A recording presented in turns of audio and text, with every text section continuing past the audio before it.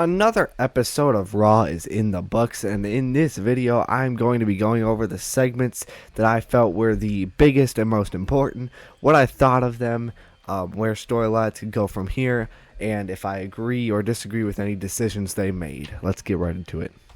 First, AJ Styles kicked off the show in potentially his last Raw ever. So,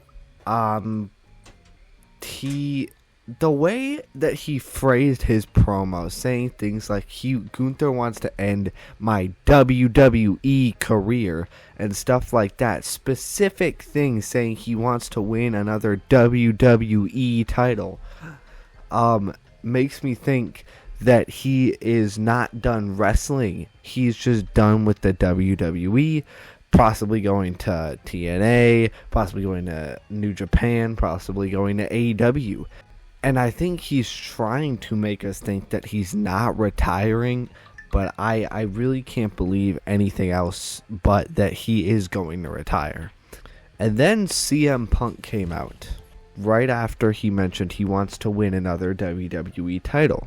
And they talked and hyped up the crowd and eventually announced that tonight it is going to be CM Punk versus AJ Styles for the World Heavyweight Championship, and that turned out to be the main event.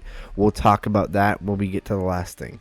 Then we had a segment with The Vision and Adam Pearce, the return of Braun Breaker, and it went pretty swimmingly for The Vision, about the best it can go. Adam Pearce lifted Braun Breaker's suspension and announced everybody in The Vision is going to be in the Royal Rumble. Of course, likely from the mystery person who called Adam Pearce. And I want to talk about that a little bit. Who called Adam Pearce exactly? I think Brock Lesnar is the obvious choice. I think The Rock is a potential choice. I don't really see who else it could be, unless they're going for some crazy thing. It's someone that Triple H doesn't want to hear from, according to Paul Heyman. And Brock Lesnar, I think, fits that criteria. I think The Rock kind of fits that criteria. I think they're likely just going with the kind of boring, obvious choice in Brock Lesnar. I'm hoping that they're not, but it does make all the sense in the world, and it is the easy way out. And now that The Vision is in the Rumble, I think that they should all just get destroyed by Obafemi, and he should just eliminate all of them.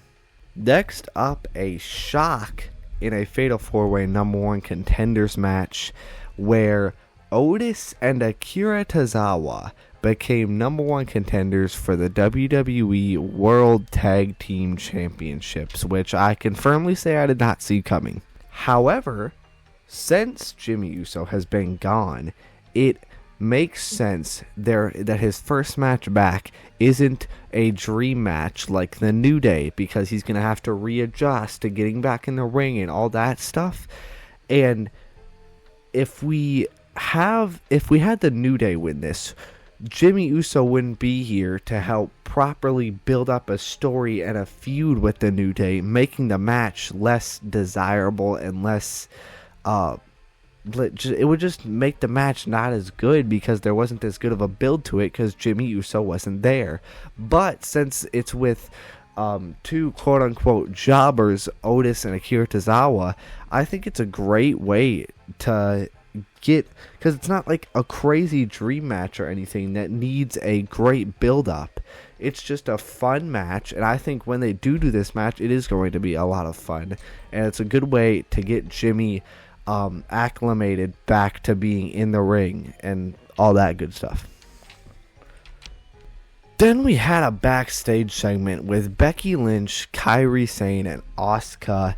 And I think right here we could potentially, if AJ Lee does not come back for WrestleMania or something like that, or they have different plans for her, I think we could be looking at a triple threat right here at WrestleMania between Becky, Kairi, and Asuka for the Women's Intercontinental Championship. where I think likely Asuka would win, continue her feud with Kairi Sane, and then eventually put Kairi over and give her the title, giving Kairi that big win and the start of a big push for Kairi Sane.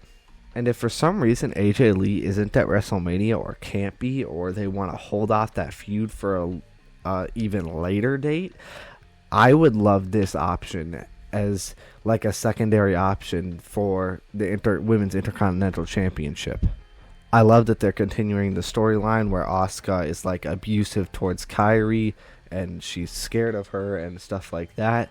And there was a funny moment where Kairi tried to touch the title and Becky Lynch like slapped her hand away. That was funny, but everything about this was great, and this is a phenomenal backstage segment. Then in the main event, we had AJ Styles versus CM Punk for the World Heavyweight Championship. And it was a solid match, but it did end by DQ, Finn Balor attacking CM Punk and AJ Styles and hitting a coup de grace and kicking him into the barricade over and over.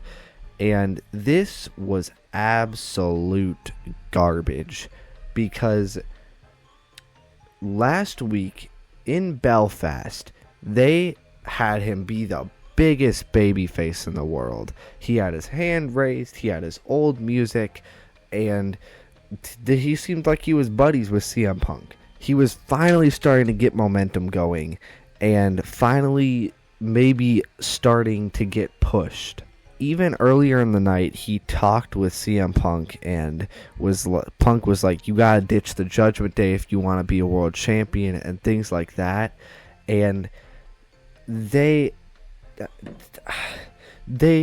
should have been the start of the babyface turn for Finn Balor, but then they just have him turn heel or remain heel or whatever. It's so bad. The only reason you should keep him heel is if he's going to win the world title, and he's not going to. So why would you do this? He's just going to have a longer program with CM Punk that he's not going to win. It would have been better if he turned babyface and did something big in the mid-card than if he stayed as this garbage heel character that isn't over with the crowd and went after CM Punk's world title, or any world title for that matter. But yeah, let me know your thoughts on this episode of Raw. I thought it was an okay episode with some good segments and some very bad segments, like having Finn Balor do this. But yeah, let me know your thoughts. Thank you for watching. Like and subscribe if you want, and